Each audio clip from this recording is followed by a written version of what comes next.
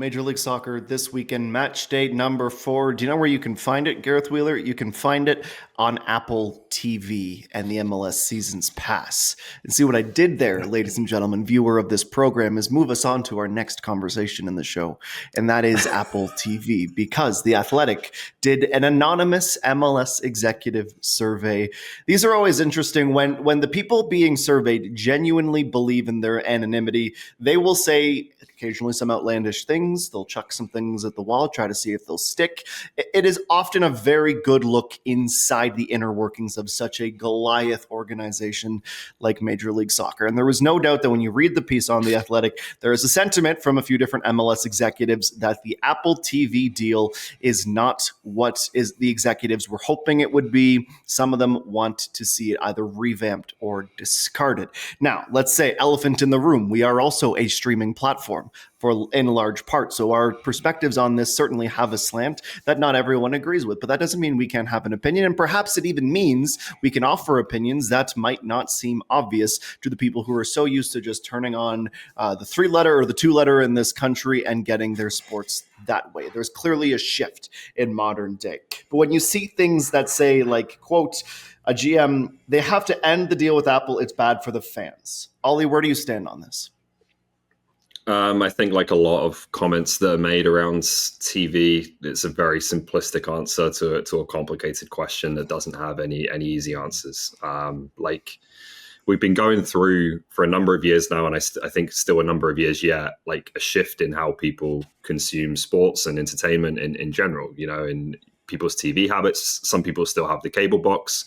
I personally find it way easier to have, a smart device that I can load up whatever app I want. And that's just as simple for me as it is using cable for maybe someone who's done that for a long time. We have different ways in which people are discovering things in the first place, right? Some people are in the car a lot and still listen to the radio. I'm not. I watch YouTube and, find things on social media. There's all these different ways in which people are finding and consuming content. And it's created, I think, a very kind of scattered landscape of what's the right way to do it for things like a sports league. So what kind of bothers me a little bit with some of these answers is there seems to be like this amnesia at times of like, well, if we just go have the games on cable, everything will be better and everything will grow. And like MLS was on cable for over 25 years. Like it's not as if that side of things hasn't been tried before.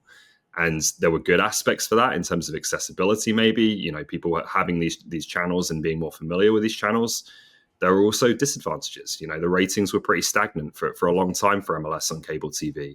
They struggled to make a breakthrough in terms of having, those channels actually talk about MLS outside of the games in the way that they talk about other leagues. I think Apple has put a lot more attention on programming around the games. So there is positives and negatives, I think, to every single route you can go down. Some people like the more traditional cable access. Some people love the streaming and all that they get with that. I don't think that there is a right or wrong answer or a best solution right now. I think everyone, in a lot of leagues, a lot of different sports are trying to figure this stuff out and trying to figure out the right balance. And it's going to be that way, I think, for a few years yet. Gareth. I am sympathetic to fans because inevitably in all sports, in all forms of entertainment, it's much more expensive to consume, right? It just is. And so this is a plight that's not specific to Major League Soccer. It's really across the board. Like when an NBA player I've never heard of is getting paid $25 million a year, and you're saying, well, why am I spending more money to consume that there's a reason why. There's a knock-on effect to the way that the business is being run. I like Ollie. It's 2025. If there's something, again, sport, entertainment, if there's something I want to consume, if I really want to consume it, I find a way to watch or get a hold of it. And that's the biggest challenge for MLS right now, is convincing the masses, casual fans, or whatever fans they want to target, that their product is worth following and supporting. And I feel like it's a lot like Major League Baseball. Things are very localized when it comes to the way that you support your MLS teams. You support your home club. That doesn't mean that I'm going to be going out and watching random side on a late Saturday night game after I watched an early match. It's just not the way that I would necessarily consume. And what makes it even more difficult is there's 30 teams in this league. This isn't like other North American sports where you can just kind of tune in, tune out, watch the highlights.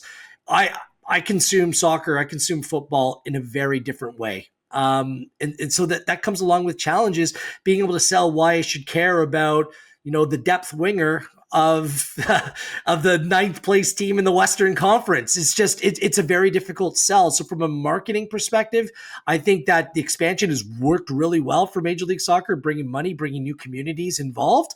But in order to sell the sport, especially when some of the teams and the quality gets watered down a little bit, it comes with challenges. I'd also like to remind those who say, whatever, we need to get out of Apple TV. Apple TV is an incredible platform. It's one of my favorite platforms to use. There might have been a little bit of a misstep in a recalculation, the fact that it was part of a more expensive package on top. So when you subscribe to Apple TV, you just didn't get the games. Like if you subscribe to Netflix, you get like the boxing fight or the Christmas NFL games. Like, I think they need to make it part of their basic package, and maybe some of the complaints will go down a little bit more. But bringing Lionel Messi to Major League Soccer, which has helped clubs, certainly in terms of attention, being able to sell their own product, bringing Lionel Messi to Major League Soccer was linked to the Apple TV deal specifically. So like Oliver said, there's lots of complicated elements to this all. By all means, it seems like, and we here in this country, there's certain games for Canadian clubs that are on standard cable and a deal is being struck. And perhaps there's more opportunity if cable providers and channels are willing to pay for that content in order to put it on their own air, then I'm sure that there's deals to be made. But in a day when content is king, there are people that are willing to pay for it in terms of companies. If you're not willing to pay for it these days and you're looking for handouts and freebies, I think you're kind of limiting what you're able to put on your air. So it's a chicken or the egg argument. I see both sides of the equation, but do I agree with that sentiment that's being shared about Apple TV? No, I don't. It takes time, and I think that MLS has bigger fish to fry in terms of their growth propositions.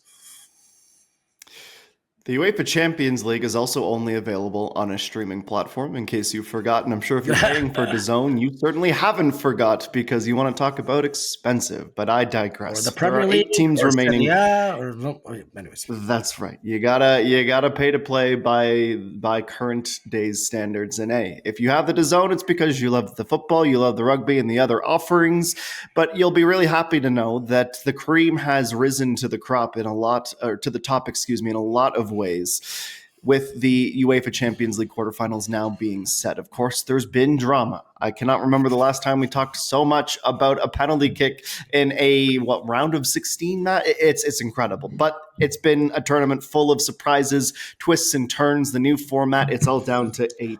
Gareth Wheeler. It is Barcelona who are the favorites to go on and win this tournament. When you look at the odds makers, plus 300 to go on and do that. Do you think that is the club who's going to hoist the trophy at the end? I wouldn't bet on Barcelona at that number, but I do think they're rightfully the favorite. And I have future plays in Barcelona that I made quite some time ago. So I'm very happy that they're playing Borussia Dortmund in the next round. Can we just take a moment and just talk about the Europa League? Bruno Fernandes, hat trick, keeping United season alive. There you go. Europa League futures. It was a great day for Manchester United. I wouldn't bet your money on United to win the Europa League. Oliver Platt, Barcelona. I know you've been toiling over this. No, I don't think so. I like I said before, I think it's going to come from the other side of the bracket. I think PSG looked very good. I think Luis Enrique has been a very underrated coach for a long time, so they are certainly a contender. But I also think that Arsenal-Real Madrid tie is 2 very good teams who could both win this competition, and whoever comes out of that, I think, will be difficult to beat. Yeah, Arsenal have a chance against Real Madrid. Come on, Arsenal in knockout football, I would not write them off. Except they lost to Manchester United in the FA Cup. But okay, good. There it is. Sure. The perfect way to end the program. Hey, Valor Football Club, shout out to you for your kit launch today. The best front of shirt sponsor in the Canadian Premier League. We love you, Valor. Well done. We'll get into some CPL next week, but it's time to say goodbye on this week's programming of OST.